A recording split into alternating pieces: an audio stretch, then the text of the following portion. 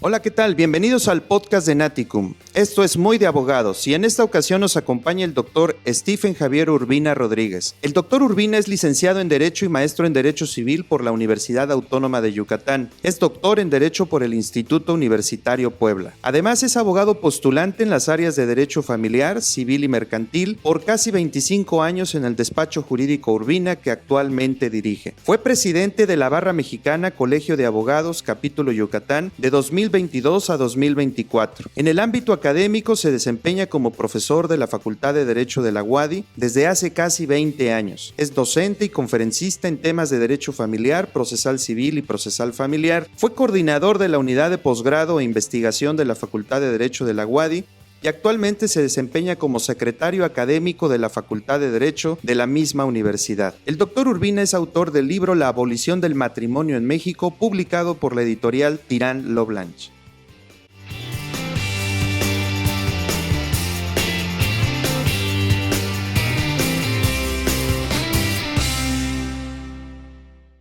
Stephen, ¿cómo estás? Bienvenido a Naticum, me da mucho gusto recibirte. Muy agradecido por la invitación, Omar. La verdad es un gusto estar aquí contigo. Sí, no sabes cómo te lo aprecio. Además, aprovechamos esta oportunidad para presentar o para comentar aquí en Naticum tu más reciente obra, La abolición del matrimonio en México, que debo de comentarte que de entrada a mí el título me llamó inmediatamente, ¿no?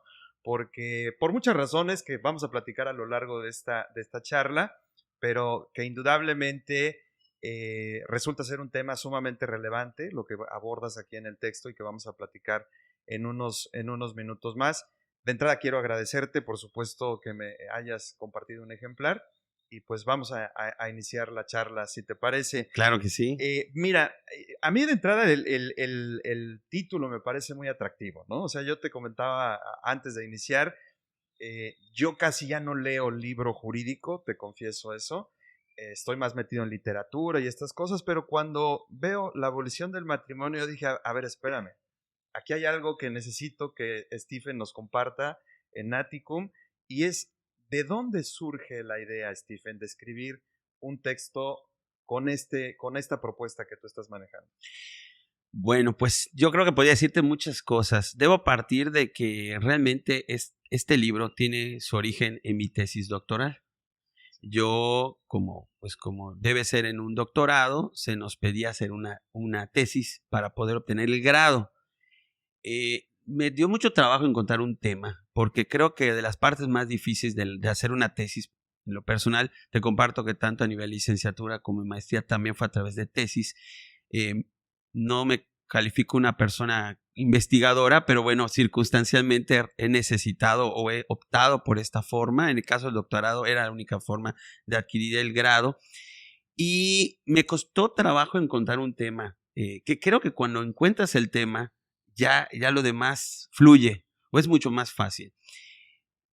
Estaba incluso iniciando la investigación con otra temática y en algún momento, en alguna reflexión, me puse a cuestionar la subsistencia del matrimonio. Yo sé que el nombre es provocativo, lo cual pues es parte de la idea, pero también debo aclarar que realmente el libro trata de eso, no es un título engañoso que nos esté hablando de un tema diferente. Claro, hay una justificación detrás de por qué. Incluso mi asesora de tesis, la doctora Carla Cantoral, al principio no le gustó el tema, decía que era un poco, o sea, que cómo vas a estar en contra del matrimonio, ¿no? O sea, no quieres que la gente viva en pareja y evidentemente no va por allá, ¿no? No es el tema de que una persona viva con quien quiera y haga vida de pareja. Nos estamos refiriendo a la regulación, a las normas que hoy día regulan el matrimonio y que ha ido transformándose en las últimas décadas hasta el grado de llegar a pues a una concepción legal que estimo ya desde esa concepción legal la regulación del matrimonio no tiene justificación. Entonces, ese tema lo elijo porque pues realmente fue de una reflexión de lectura sobre derecho de familia, que es mi área de especialidad, y tomando unas palabras que me quedan muy marcadas y siempre recalco de una investigadora, la doctora Gisela Pérez, que fue quien me dio clase en el doctorado en la materia de derecho civil, me decía, porque soy un poco cerrado a algunos temas, me decía, tienes que repensar el derecho. Y bueno, creo que con esta obra definitivamente cumplo con esa función. Totalmente, estimado Stephen. Efectivamente, el texto a mí de entrada me parece que nos conduces por la institución del matrimonio y de entrada a mí me parece muy amena la forma en la que redactas. Y te lo digo como crítico del derecho, porque tú me conoces, evidentemente tú y yo somos amigos, pero no tendría ningún problema en señalar que no estuviera de acuerdo con algo del texto, pero a mí me gustó mucho porque son 5 capítulos en el texto y en el primero das una introducción muy amena, muy dirigida no solo al abogado, sino dirigida a quienes nos casamos, o sea, realmente a quienes vivimos en matrimonio. Y esa evolución a mí me parece muy interesante, Stephen.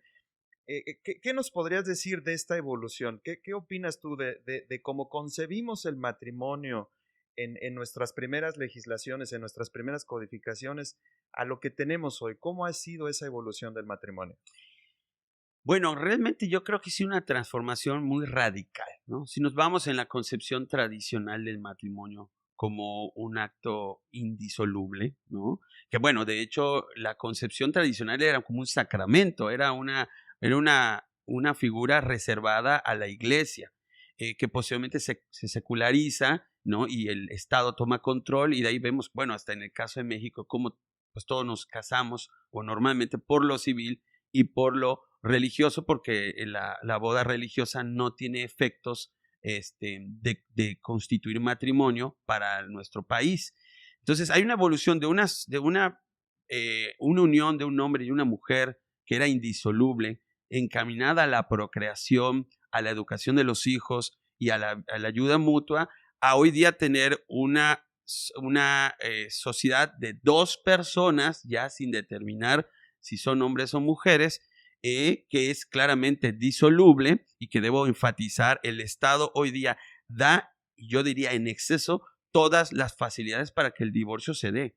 Ya claramente de ser el matrimonio la base de la familia y la familia la base de la sociedad, hoy día de esta ecuación sacamos al matrimonio porque claramente al Estado ya no le interesa el matrimonio, ya no le interesa como tal, lo sigue regulando, yo creo por costumbre, ¿no? Pero no realmente hay una justificación porque ya no es la base de la familia. Entonces, pues bueno, nos enfrentamos a una concepción muy diferente donde hay una clara invitación a la disolución del matrimonio en el momento en que cualquiera lo pida. Ya es como el noviazgo, ¿no? Como siempre lo digo, cuando tu novia o tu novio termina contigo, aunque tú no quieras, ya no es tu novia, ¿no? Pues en el matrimonio pasa lo mismo. Hoy día, más allá de quién es el culpable de un fracaso matrimonial, ambos tienen acceso seguro al divorcio sin importar la causa y el motivo. Y por otro lado vemos un concubinato y las relaciones de pareja estables que no configuran ni siquiera el concubinato, a los cuales cada vez se le están otorgando más derechos al grado de ser totalmente equiparable al matrimonio. Entonces ya podemos obtener los mismos derechos sin estar casados, lo cual vuelve a plantear la justificación de la regulación de la vida matrimonial. Así es. Y de ahí que entonces en el texto propongas que de alguna manera la intervención estatal se detenga, ¿no? O sea, que de alguna manera, si esta transformación ha venido suavizando, ha venido relajando la regulación en el matrimonio, y efectivamente, yo me acuerdo cuando empecé litigando hace ya muchísimos años, el divorcio era con causa, ¿no? O sea, teníamos que actualizar alguna de las causales de divorcio para lograr que el juez nos diera la razón cuando era un divorcio de aquellos que llamábamos divorcios necesarios, ¿no? Y efectivamente en esta transformación pues se ha venido relajando la institución, y lo digo con mucho respeto evidentemente para el legislador, pero nos ha llevado al punto en donde si ya no quieres estar casado, solo manifiéstalo, ¿no? Si ya no quieres el matrimonio, solo manifiéstalo. Y de ahí que me parezca muy interesante la propuesta de qué hace el Estado, ¿no? Entonces, frente a la regulación del matrimonio, y como bien lo indicas en el texto, de qué manera se justifica la intervención del Estado, ¿no? Qué interesante en ese sentido. Y hay algunas consideraciones que tú abordas particularmente en dos rubros. El primero, y es el que quisiera preguntarte, el tema de la fidelidad marital. Ese es un tema que también me llamó mucho la atención, cómo lo abordas. ¿Qué nos podrías decir sobre este punto con relación al matrimonio? Bueno, precisamente la fidelidad marital era uno de los elementos más importantes en la relación matrimonial. Todos sabemos que no hace mucho tiempo, incluso todavía hay legislaciones excepcionales en el país, pero todavía tenemos contemplado lo que es el delito del adulterio, que el adulterio no es otra cosa que mantener relaciones sexuales con una persona diferente a tu cónyuge, ¿no? Ya sea que estén casados los dos personas que cometen adulterio o uno de ellos, ¿no? Y había sanciones muy severas. Bueno, si nos vamos a la historia, ¿cómo sabemos que una mujer adúltera pues era hasta apedreada, ¿no? Precisamente porque se consideraba una falta muy grave. Evidentemente vivimos una sociedad que ha ido relajando en ese tema y hoy día el adulterio no solo no es un delito, sino que tampoco ya no es una causal de divorcio, porque ya no hay causales, no importa el motivo ni quién dio causa al divorcio, simplemente basta la petición y el anhelo de uno de los dos de terminar la relación para que esto se dé. Y entonces nos enfrentamos que hoy día la fidelidad marital es legalmente irrelevante, al grado de que incluso la corte ya estudió algunos casos donde decían, bueno, ya no es delito, pero entonces ya no es causal de divorcio. La ley, a mí me tocó ver hace 15 años, en el Código Civil todavía se decía que si uno era culpable del divorcio por adulterio, perdía la patria potestad sobre los hijos. Es una decisión, yo creo que excesiva y fuera de lugar quizá, pero veíamos cómo se respetaba ante todo o se buscaba el respeto de la fidelidad marital. Y hoy día no, al grado que la Corte ya ha resuelto casos donde determina que ni siquiera es invocable como daño moral, porque para mí una postura muy cuestionable de la Corte, pero claramente hay un daño moral, o puede haberlo. No estoy diciendo que toda infidelidad lleve a daño moral, porque puede haber una relación ya deshecha, ¿no? Ya sin amor, y que pues la infidelidad sea irrelevante para uno o para el otro. Pero si tú tienes un proyecto de vida con una persona a la que has dado tu vida, tu tiempo, tu dinero, tu esfuerzo,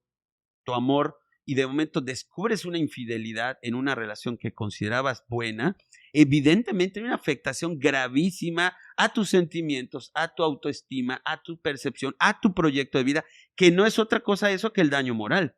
Y sin embargo la Corte dice, no, aquí no estamos ante daño moral. Y de eso nos lleva entonces a concluir que hoy día, y como digo en el libro, claramente el adulterio de un delito ha sido un acto irrelevante para la ley. Hoy día el adulterio para la ley es absolutamente irrelevante, no es reclamable por la vía penal, no es reclamable por la vía familiar, con tema de divorcio y custodia y patria potestad, y no es reclamable en la vía civil, o sea, no hay posible sanción, lo cual creo que deja desprotegidos a la persona que sufre de la infidelidad de su esposo o su esposa. Claro, claro. Y esta posición jurídica que se ha asumido con relación a la fidelidad abre la puerta para otro tipo de cosas, ¿no? En el sentido de que pueda haber entonces matrimonio entre más personas, ¿no? No solo dos, sino 3, 4, no lo sé, ¿no? Yo creo que sí, yo creo que ya las posturas que ha asumido la Corte en el tema, el Poder Judicial en general, el Poder Judicial Federal, en el tema del matrimonio, que ha ido relajando y cambiando la visión del mismo, va abriendo el panorama. Yo siento, y también lo alego en el libro, que los mismos criterios que utilizó la Corte para justificar la posibilidad de matrimonio de personas del mismo sexo, entre ellas, tienen y pueden ser utilizados para justificar el matrimonio de más de 2 personas. Creo yo que más allá de que la Corte quiera o no entrar a esta controversia, que evidentemente no será muy bien vista, política y socialmente, es que los argumentos que utiliza pueden sustentar y se han planteado ya peticiones de matrimonios de más de 2, lo cual termina diluyendo todavía más la esencia del matrimonio, lo que era y lo que es. Y yo creo que nos tocará ver un matrimonio, legalmente el matrimonio de más de 2 personas. Yo estoy seguro de ello, porque hacia ahí vamos. A ese rumbo vamos.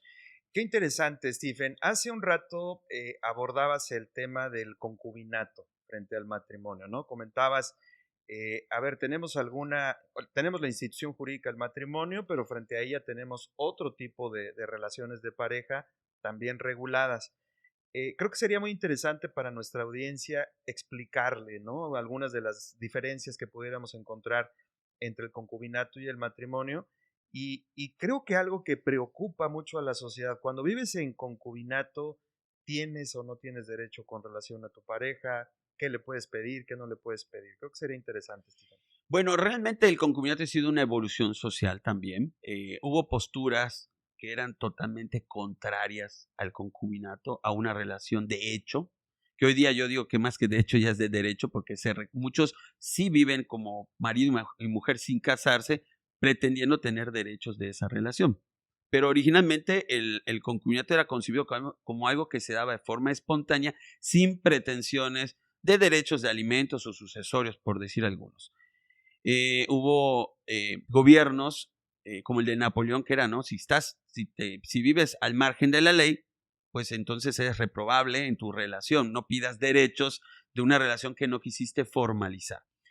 Pero pues esa postura fue cambiando. Muchos lo justifican porque precisamente hay una realidad incuestionable de muchas parejas que viven como marido y mujer sin casarse. Entonces, ante esa realidad originalmente destinada más que nada a proteger a la mujer, que era la que vivía normalmente una situación de vulnerabilidad ante el hecho de que el varón la dejaba, y como no había matrimonio, pues no había nada, ¿no? Entonces, en este caso, se protegió y se reconoció la relación concubinaria, buscando que, sobre todo cuando esta relación terminara, la mujer y pues finalmente también el hombre pudiesen reclamar derechos similares a los que tienen los esposos. Y de ahí fue que se fueron dando el reconocimiento de derechos de alimentos a la concubina, como se le puede dar a la esposa o exesposa.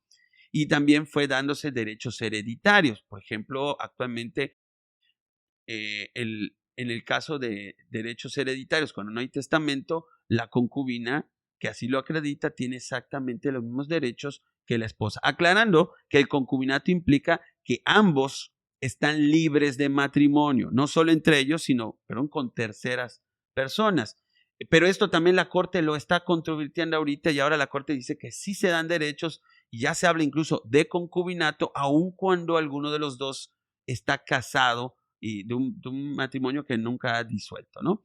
Entonces hoy día, y también lo defiendo en el libro, el concubinato, la diferencia entre concubinato y matrimonio, la verdad es que es una diferencia un poco más de términos que de realidades. Hoy día el concubinato da los mismos derechos que el matrimonio, con salvedades, diría yo, insignificantes. Evidentemente el concubino tiene el obstáculo de que no tiene que acreditar la relación de alguna manera, muchas veces pidiéndole una intervención de un juez que valide que esa relación existe, pero finalmente las diferencias son sutiles. Sé que en este punto conozco algunos investigadores muy buenos que no comparten mi criterio. Yo lo defiendo porque estoy convencido de ello y lo veo en la práctica. Tenemos los mismos derechos. Casi todas las leyes que regulan derechos derivados del matrimonio ya incluyen expresamente que el concubinato da lo mismo. Entonces, y es más, hasta la adopción hoy día, bueno, ya hace varios años, está abierta a concubinos. O sea, ya no tienes que estar casado para poder adoptar un hijo, sino que los mismos concubinos, aun y cuando no deciden formalizar su relación, se les da derecho de adoptar en los mismos términos. Claro, claro, qué interesante, Stephen, de verdad que muy ilustrativo esta serie de precisiones que nos haces respecto del matrimonio y el concubinato. Entonces, si tenemos estas dos figuras, y comentabas también al inicio de la charla, bueno, es que al inicio el matrimonio perseguía algunos fines que definíamos en las legislaciones anteriores. Con toda esta transformación, ¿cuál es el fin que hoy persigue el matrimonio? ¿Qué buscaría hoy el matrimonio? Bueno, esa pregunta es la misma que yo me hago, porque siento que por costumbre, porque bueno, ¿cómo vamos a desaparecer el matrimonio? Pues hay que mantenerlo, pero lo han transformado tanto que ya solo es un cascarón de lo que fue. Si lo vemos en un sentido estricto, el concepto de matrimonio como era hace 40, 50 años a lo que es hoy, no tiene nada que ver. Solo es una relación de dos personas que hacen vida en común, ¿no? Que de hecho ni siquiera la vida en común estrictamente es necesaria, ¿no? Puede haber una relación de pareja que por motivos de domicilio o de trabajo no vivan juntos y bueno, y la relación existe. Entonces, la verdad es que es eso, yo cuestiono la injerencia, la intervención del Estado al decir, a ver, ustedes son matrimonio. Incluso pongo ahí, ¿no? La posibilidad de decir que la misma injerencia del Estado es violatoria de derechos humanos. Viola el derecho a incluso a la igualdad, a hacer una categoría sospechosa entre diferentes, ¿no? Eres matrimonio, eres concubinato, eres relación de hecho, eres unión libre, ¿no? Ese tipo ya entramos a ese tema. A la privacidad y a la intimidad. ¿Por qué el Estado me va a decir cómo es mi relación? Porque además lo dice, pero ni siquiera hay una verdadera sanción. Lo estamos viendo. Hoy día ya no hay adulterio, abandono como causales de divorcio, ¿no? Ya no se requiere tal. Entonces, esa injerencia del Estado es una intromisión a la privacidad, a la intimidad, que a lo que todos tenemos derecho, que no se justifica, porque no beneficia hoy día al Estado. Y yo diría más bien, no beneficia a la sociedad que el Estado meta sus manos en una relación íntima que solo le compete y le interesa a los que participan en dicha relación. Muy bien, Stephen. Entonces, ¿consideras que hoy en día el matrimonio persigue algún fin constitucionalmente válido? Bueno, precisamente lo que yo creo y sostengo en mi libro es que no. ¿Por qué? Porque creo que, bueno, al menos creo que con otras figuras como el concubinato o aquellas que se van generando en virtud de los criterios de la Corte al posibilitar derechos derivados de parejas de hecho, ¿no? Que tienen un estado de familia, aunque no tengan ni matrimonio ni concubinato, creo que ya resulta un poco innecesario, ¿no?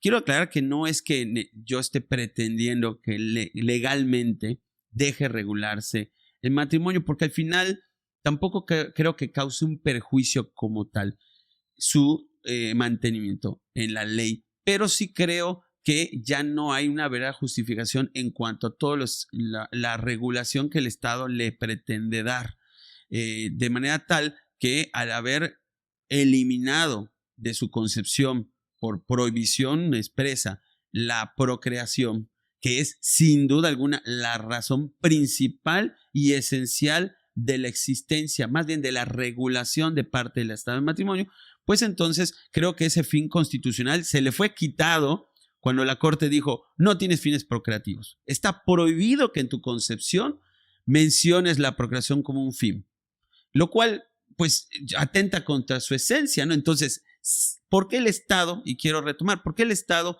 se justificaba que regulara el matrimonio?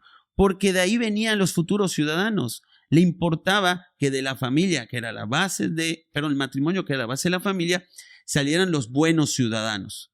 Pero si ya le quitamos un fin procreativo y decir, bueno, la procreación no tiene nada que ver con el matrimonio, lo cual es cegarse ante una realidad indiscutible, entonces ya tu Estado, ¿por qué te metes en una relación afectiva de dos, de la cual evidentemente puede haber descendencia, pero también le puede haber una relación de una noche con una persona y no genera más derechos? Los derechos de los hijos ya están reconocidos como tales, sin distinción del origen o el tipo de relación de sus padres. Eso está bien y me parece acertado. Pero ya al quitarle el matrimonio en la procreación como su fin o uno de sus fines esenciales, entonces ya no hay una familia como tal que proteger derivada de esa relación. Y entonces la pregunta es, ¿qué sigues haciendo tu Estado regulando una relación sexoafectiva entre dos personas? Así es, me parece sumamente relevante lo que comentas porque, como tú bien indicas, si el matrimonio es la base de la familia y la familia es a su vez la base de la sociedad y le quitamos el fin procreativo, pues entonces ahora nos enfrentamos a otros problemas que algunas sociedades ya tienen sobre la mesa.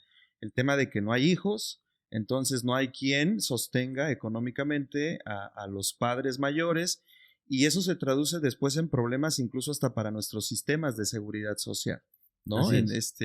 Y en ese sentido voy a la siguiente pregunta. Si de alguna manera el Estado está desregulando el tema, ya sea por la vía legal o por la vía jurisprudencial, si estamos perdiendo regulación en el tema matrimonial, ¿qué impacto tiene con otras legislaciones? Porque precisamente en el tema de seguridad social, a mí me parece sumamente relevante que estos fines se pierdan, el fin procreativo se pierda, y de qué manera, en tu opinión, entonces, puede impactar en otras legislaciones.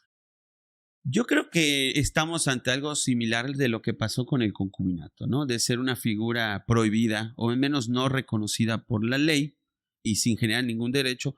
Hemos visto cómo, concretamente en nuestro país, pero estoy seguro que en muchos otros, el concubinato ha ido ganando terreno al grado de que todas las leyes o la gran mayoría de las leyes que regulan consecuencias derivadas de una relación matrimonial también ya reconocen esos mismos derechos a los concubinos, incluyendo el tema de seguridad social. Entonces, de ahí que estamos viendo de que empieza a resultar poco relevante, ¿no? Empieza a abrirse el camino a que el matrimonio como tal genere derechos. Yo creo que hoy día la postura de la Corte es que no es el matrimonio que genera derechos, sino la relación, el estado de familia, el estado de pareja, de una pareja con ciertos elementos de permanencia o pretensiones de permanencia, de exclusividad, son los que van a generar esos derechos. Y hacia allá siento que está lleno la Corte y entonces va adquiriendo aún menos relevancia el matrimonio y su regulación como tal por parte del Estado. Excelente, Stephen. Pues muy bien. Pues sin duda alguna un tema sumamente interesante, ¿no? Una propuesta, primero como investigación, como tesis doctoral y ahora como un texto ya muy ameno, Stephen. La verdad es que vale la pena que nuestra audiencia lo pueda adquirir. Quiero comentar que es de la editorial Tirant lo Blanche. Reitero el nombre del texto, es La abolición del matrimonio en México, de la autoría del doctor Stephen Urbina Rodríguez. ¿Algún mensaje final, estimado Stephen? No, bueno, pues yo realmente creo que con esta obra lo que busco es invitar a la reflexión. Como decía hace un momento, no tengo pretensiones de llevar o lograr o pretender que haya una reforma legal en nuestro país, que por cierto yo los circunscribo a México, pero realmente porque la investigación no voy a ser tan ambiciosa, pero estoy seguro que esto se puede aplicar en muchos países de Occidente, porque están llenos hacia el mismo camino. Y es invitarlos, obviamente, pues si tienen la oportunidad, la obra se puede adquirir incluso a través de la página de la editorial, ya sea en versión digital o en versión escrita. En el caso de la escrita, en 2-3 días, cuando mucho, días hábiles, llega al domicilio. Y la verdad, pues una invitación a leerla, a cuestionarnos. Siempre es bueno cuestionarnos todo, ¿no? Claro. Y creo que en materia de derecho de familia, si hay algo que sería lo más sobreentendido o dado por sentado, es el matrimonio. Entonces, cuestionar la subsistencia legal del mismo, pues creo que ya nos invita a una reflexión un poco interesante. Así es. Pues muchísimas gracias, Stephen. Quiero destacar que además el doctor es un abogado postulante con mucha experiencia en el tema familiar, civil, mercantil. En la descripción del video vamos a dejar los datos del doctor para que cualquier persona que esté interesada en conocer los servicios que tú brindas, Stephen, quiero decir y quiero reiterar, no solo eres un gran académico, que me consta y aquí está reflejado que sí lo eres, sino que además también pues tienes tu despacho, eres un abogado postulante en la materia, ¿no? Así es, gracias. Muchísimas gracias, Stephen, y muchísimas gracias a toda nuestra audiencia. Suscríbanse a nuestras redes sociales, síganos en nuestra página de internet. Hasta la próxima.